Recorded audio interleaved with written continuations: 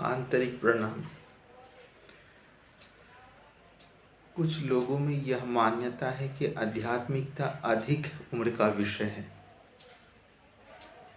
करीब करीब 50, 55, 60 के आसपास यदि आध्यात्मिकता के प्रति रुचि होवे तो ये जिंदगी के अनुकूल। और स्कूल, कॉलेज, यूनिवर्सिटीज़ में पढ़ने वाले विद्यार्थी या तैयारी करने वाला नौकरी के लिए, उस समय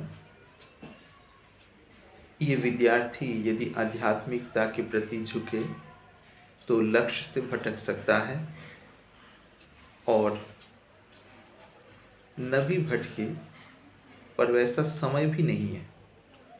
पूर्व निर्धारित दिनचर्या जो है उसी के अनुसार आध्यात्मिकता के साथ तालमेल बनाए रखे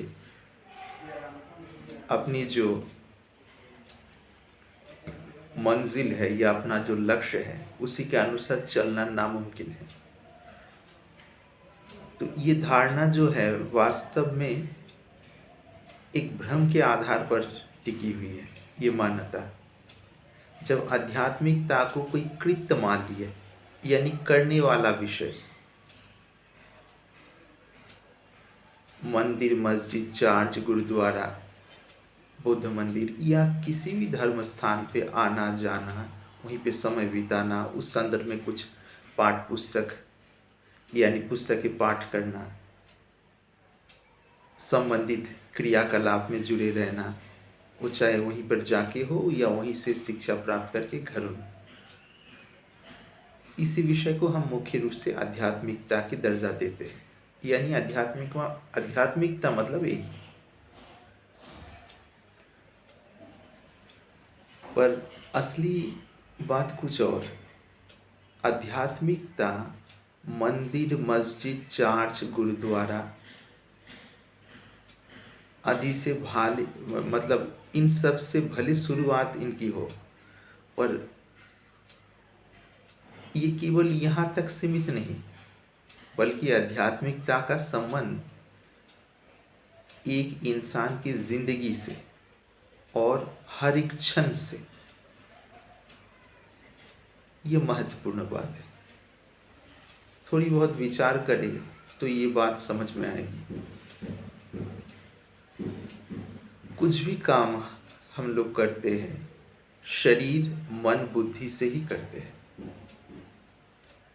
और ये शरीर, मन, बुद्धि यदि सुव्यवस्थित हो, यानी ढंग से संतुलित हो, तो जाहिर सी बात यह है कि इनसे होने वाला कार्य भी सुंदर रूप से संपन्न हो पाएगा, यानी हो पाएगा। और दूसरी तरफ से देखा जाए तो शरीर, मन, बुद्धि यदि अव्यवस्थित हो,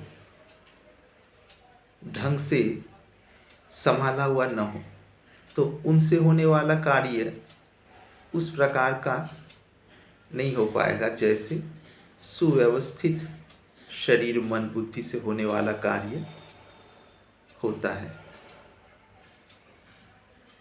तो आध्यात्मिकता तो मानव जीवन में जो जिस स्तर तक, यानी जिस समझ तक जिनकी बुद्धि पहुंची है या जिंदगी जिस समझ के ऊपर ठहर कर आगे बढ़ रही है,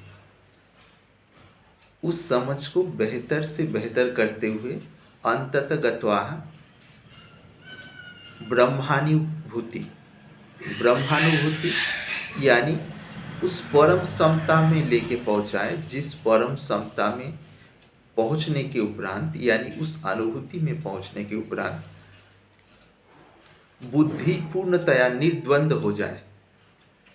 निर्द्वंद मतलब अनुकूल और प्रतिकूल दोनों परिस्थितियों में पूरी तरह अपनी योग्यता का सदुपयोग करते हुए भी उसके पीछे समता के साथ जुड़ी रहे, यानी समता की अनुभूति, समता की अनुभूति ज्यों का त्यों बनी रहे।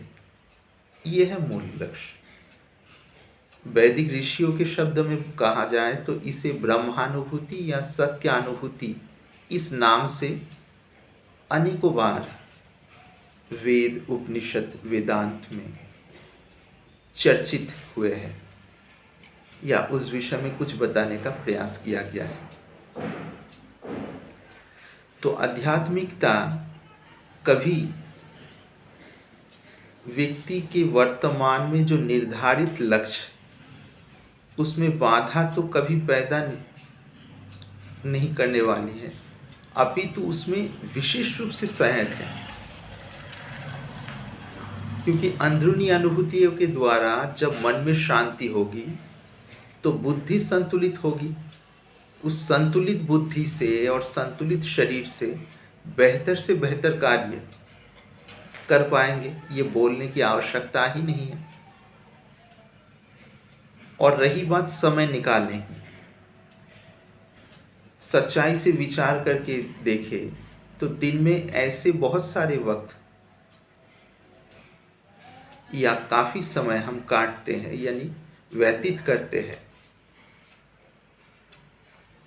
जो अक्सर बहुत कुछ अर्थपूर्ण ढंग से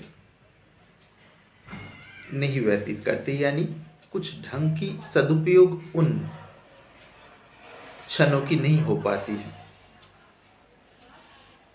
कई बार फिजूल के बातों में समय व्यतीत करते हैं, कुछ भूतकाल के स्मृति और भविष्य की कल्पना में, कभी अनावश्यक मोबाइल के साथ संग बिताते हैं, यानी समय व्यतीत करते हैं।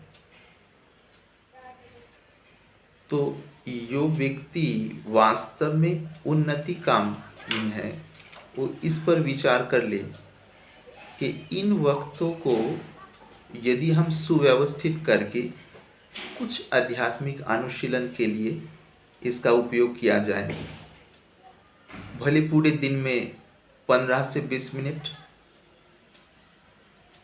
या 20 से 30 मिनट ये हम दे ही सकते हैं, यदि इसके महत्व समझे तो। मैं यहाँ पर ये महत्व वर्तमान जो लक्ष्य निर्धारित करके लोग चल रहे हैं, परीक्षा में पास करना, नौकरी लगना, नौकरी में लग जाना, व्यापार आदि के द्वारा अर्थ आदि को की उपार्जन, इन सबको ध्यान में रखते हुए ही कहने का प्रयास कर रहा हूँ। इन लक्ष्यों को यानी इन लक्ष्यों तक पहुंचाने में ये विशेष करके मददगार साबित होती है। अक्सर हम जिंदगी में अनुकूल और प्रतिकूल परिस्थितियों से सुखी दुखी ही होते रहते हैं। मन के अनुसार बातें घटित हुई तो सुखी हो गए, विपरीत होने से दुखी हो जाते हैं। तो ये सुखी दुखी होने वाली जो अवस्था है, इन अवस्थाओं के कारण से मन की एकाग्रता तो सहज ही भंग हो जाती है, और एकाग्रता यदि भंग हो जाए तो लक्ष्य के प्रति निष्ठा क्या रह जाती है, बीच बीच में डगमगाती रहती है। बदले में या इसके विपरीत सोचे तो कोई व्यक्ति सच में आध्यात्मिक अनुशीलन के द्वारा पूरे दिन में 10 से 15 मिनट, 15 से 30 मिनट तक यदि दे और हर एक कार्य को करने की शैली यदि उस प्रकार से जान ले जिस शैली से वो उस लक्ष्य को भी प्राप्त कर सकता है और अंदरूनी शांति भी बनी रहे, तो ये जीवन में सहायक ही बन पाएगी, कभी बाधा ना पैदा करेगी। ये विचारणीय बात है। आंतरिक प्रणाम। हर